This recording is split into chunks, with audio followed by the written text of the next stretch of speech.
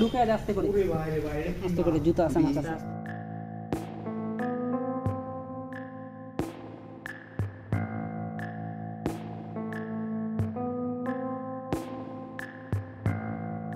সাপ প্রাণীটির নাম শুনলেই অনেকের গায়ে ভয়ে কাটা দেয়, আবার অনেকে করেন প্রচণ্ড ঘেন্না।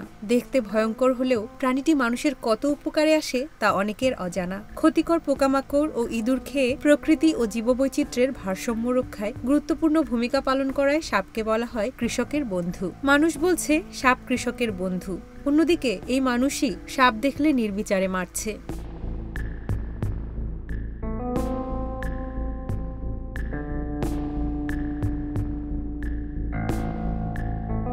সম্প্রতি রাসেলস ভাইপার বা চন্দ্রবোরা সাপের বিস্তার বেড়েছে পদ্মা ও তার তীরবর্তী অঞ্চলে। আতঙ্কে দিন যাপন করছেন সে অঞ্চলের মানুষ। সেই সাথে বেড়েছে সাপ মারার ঘটনাও। দেখলে আর কি সাপ দেখলে মনে কর মাইরে আলানোর চেষ্টা করে, বেশি বাঁচাই রাখে না, মাইরে আলায়। ভয়ঙ্কর সাপ না, ওটা সাপগুলো মনে কর ফালদা একটু বড় হয়ে যায়, বিড়া বাগায় থাকে তো, এলে বড় লাড়ি লাগে, ওটা জেলেরা এই যে নদীতে মাছ ধরে অথবা এই যে চরের মধ্যে যেসব জঙ্গল আছে এই জঙ্গলের মধ্যে গেলে পরে হয়তো কামড় দিব, এই বইতে এখন তো বেশিরভাগ মানুষই যায় না মাছ রান্না করতে যাবো, তখন ছাই উঠে তো ফালাইতে চুলা বইরা যায় লাড়কি দিয়ে, তখন ফালাইতে গিয়ে হাত দিমু, তখন টর্চ লাইট নিয়ে গেছি ঘরের ভিতরে টিনের বেড়া বুড়ে সব, তখন এই লাইটটা মারছি যে হাতটা দিমু, হাত দিয়ে যে মাথা উঠে গেছে, অমনি ঘরে দূরে পড়ছি। যে ওই সামনে থেকে মাইরা এখানে নিয়ে এসেছিল, হ্যাঁ, মারার পরে এনে দেখলাম তখন তাজা ছিল আর কি, ঠিক আছে, পরের দিনে তাজা ছিল, এই আর মনে হয় 2-3 দিন পরে আবার ওই জায়গায় একটা মারছে। সবাই সাপ মারার উৎসবে নেমেছে, ঘটনা সব ক্ষেত্রে এমন নয়। কেউ কেউ আছে জীবন বাজি রেখে সংকটাপন্ন সাপকে উদ্ধার করেন। মুন্সিগঞ্জ জেলার শ্রীনগর উপজেলায় একটি বেসরকারি প্রতিষ্ঠানে কাজ করেন মিজানুর রহমান। ঢাকার জিঞ্জিরাতে বড় হয়েছেন, সে কারণে জীববৈচিত্র্যের সাথে খুব একটা যোগাযোগ ছিল না তার, তবে ভালোবাসা ঠিকই ছিল। 2012 সালে রাজশাহী বিশ্ববিদ্যালয়ে ভর্তি হন মিজানুর। বর্ষা মৌসুমে ঘটা করে হল ও ক্যাম্পাসের নানা জায়গায় সাপ মারা হয়। এরকম কয়েকটি ঘটনা তাকে মর্মাহত করে। সাপ বাঁচানো বা উদ্ধারের ব্রত নেন তিনি। বিশ্ববিদ্যালয় জীবন থেকে এখন পর্যন্ত 100-র বেশি সাপ উদ্ধার করেছেন।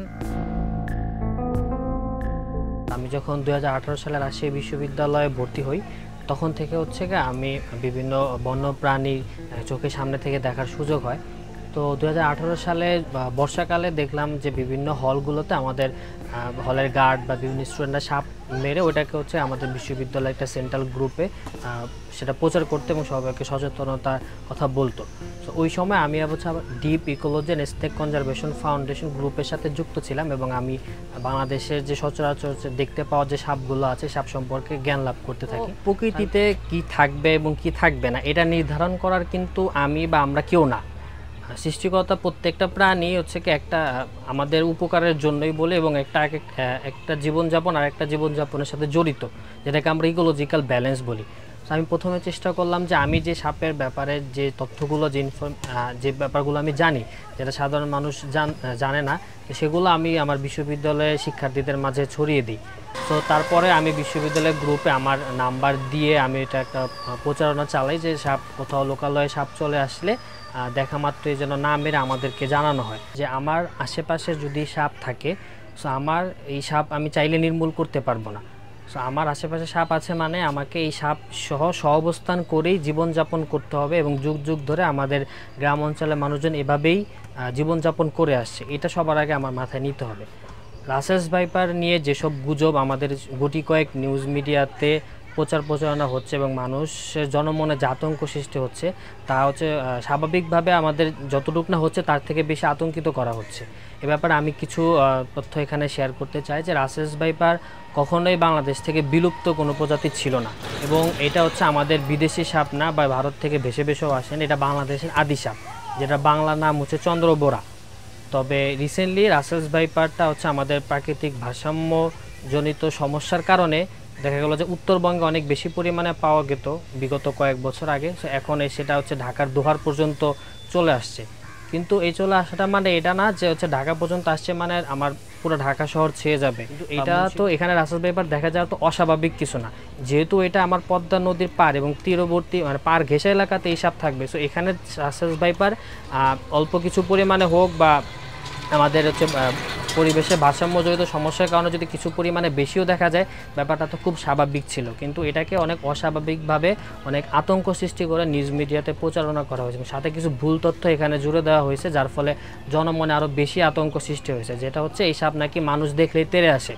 অথচ আমরা মানুষের সাথে কথা বলেই আমরা এই তথ্য তাদের কাছ থেকে পেয়েছি যারা মূলত রাসেল ভাইপার সাপগুলো দেখা মাত্র মেরে ফেলতেছে, যারা এই সাপের সাথে সরাসরি যাদের সংঘাতটা হচ্ছে তারাই বলতেছে সাপ দেখা মাত্র এই সাপ মানুষের আওয়াজ পাওয়ার সাথে সাথেই নাকি হচ্ছে কুণ্ডলি পাকায় বসা যায়। এই যে আমরা যেরকম জানি যে এই সাপ দেখা মাত্রই মানুষকে তেড়ে এসে কামড়ায়, মানে খুব হিংস্র।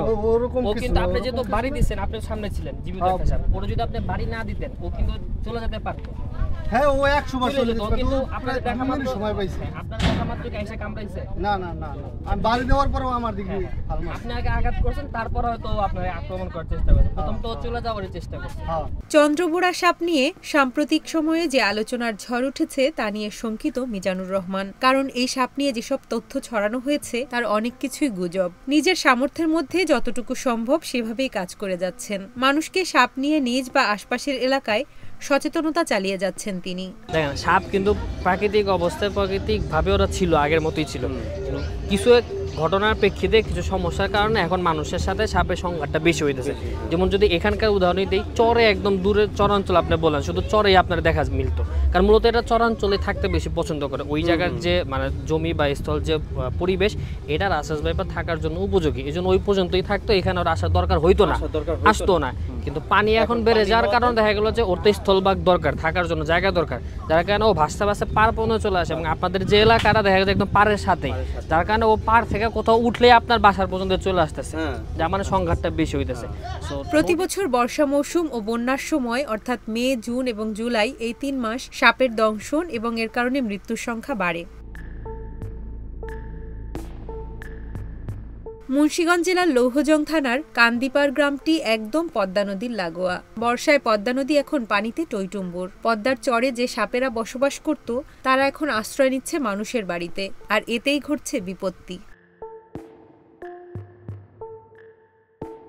আজ থেকে 10-15 দিন আগে আমি রাত 10টার সময় ঠিক এই জায়গাটা আসি একটু বাতাস খেতে, ওই জায়গাটায় বসার পরে এই কুত্তাটা আমার ওইখানে ছিল, ও হঠাৎ করে মানে চমকে গিয়ে এইদিকে তাকায় দেখলো ব্যাপারটা কি। আমি মনে মনে চিন্তা করলাম যে কুকুরটা হয়তো কিছু দেখছে। আমি ওইখান থেকে উঠা ঠিক এই জায়গাটা আসলাম, আসার পরে টর্চ লাইট মাইরা দেখলাম এই যে এটা মাইরা দেখলাম যে না, সাপটা ঠিক ওইখানে বসে রয়েছে, বিড়া পাকাইয়া ওইখানে একটা গর্ত ছিল, মাথাটা ঠিক ওইখানে দিয়া বইয়া রয়েছে। পরে কিন্তু ধরার লেগে না, ওই এমনি বই রয়েছে। আমি 5 মিনিট দাঁড়া দেখলাম ব্যাপারটা কি, ও লড়ে না, চড়ে না, কিচ্ছু করে না। পরে রাত 10টা বাজে একটা লোকও নাই এখানে, কি করি? ওরে থুয়া যদি আমি যাই, ও ডাইনে যায় না বাইরে যায়, আমি তো দেখুন না, কি করি? দেখলাম যে না, 5 মিনিট পরে ও কোথাও যায় না, চুপ করে বসে রয়েছে। পর আমার রুম ওই বাড়িতে গেলাম, বাড়িতে গিয়ে আমার ভাগিনারে ডাক দিলাম যে আসো, বড় একটা সাপ দেখছি।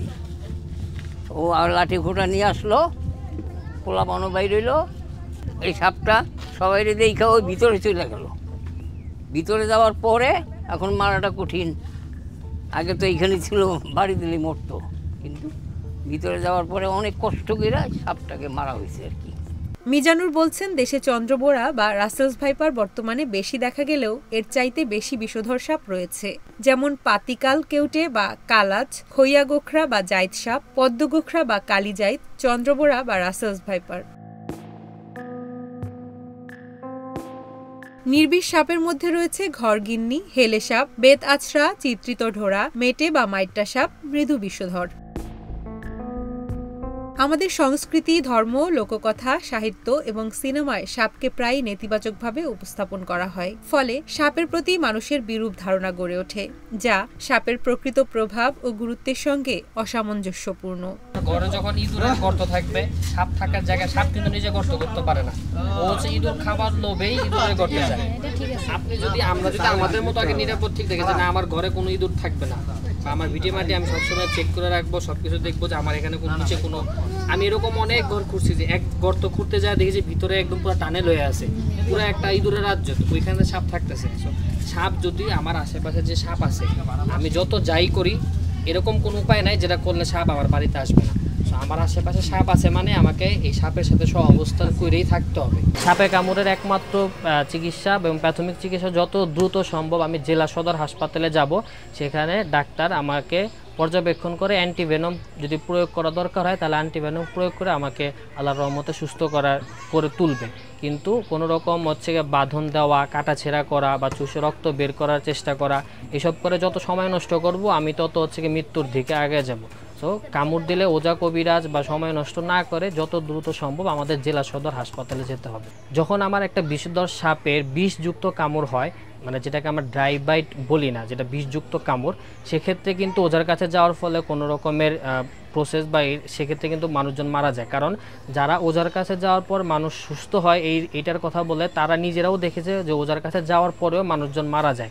সেটা মূলত এই সময় হয় যখন আমার সাপটা বিষধর থাকে এবং আমাকে বিষযুক্ত কামড় দেয়। সেক্ষেত্রে কিন্তু ওজার কোনো রকমের কবিরাজি বা ঝাড়ফুঁক কাজে দেয় না। যেহেতু একটা সংগঠনের সাথে আছি, সো সংগঠনের বিভিন্ন রেস্কিউর বলি, সদস্য বলি, সেটা সারা বাংলাদেশে ছড়িয়ে আছে। সো আমি একটা সময় রাজশাহী বিশ্ববিদ্যালয়ে ছিলাম, তখন রাজশাহীর বিশ্ববিদ্যালয় সহ রাজশাহীর যে এলাকা আশেপাশে যত জেলা আছে সেই জায়গাগুলোর রেস্কিউ সংক্রান্ত কাজগুলো আমি দেখতাম। এখন যখন ঢাকায় চলে আসছে, সো ঢাকার আশেপাশে কেরানীগঞ্জ, মুন্সিগঞ্জ এইসব এলাকার রেস্কিউ সংক্রান্ত ব্যাপারগুলোতে আমি দেখি। পরবর্তীতে আমি প্রফেশনাল লাইফে যেখানেই থাকি, যে জেলাতেই থাকি না কেন, আমি যদি আমার মতো যারা আছে সবাই এভাবেই চিন্তা করি যে আমরা যেখানে যে অবস্থানেই থাকি ওইখানে থেকে আমার আশেপাশের বন্যপ্রাণীগুলোকে নিয়ে যদি আমরা কাজ করি, মানুষকে সচেতন করতে পারি, তাহলে একটা সময় সব কিছু একটা ব্যালেন্সের মধ্যে চলে আসবে। এবং এটাই আমার ইচ্ছা যে যখন যেখানে যে অবস্থায় থাকবো, যখনই সুযোগ হবে বন্যপ্রাণীদেরকে নিয়ে কাজ করে যাব, মানুষকে সচেতন করে যাব।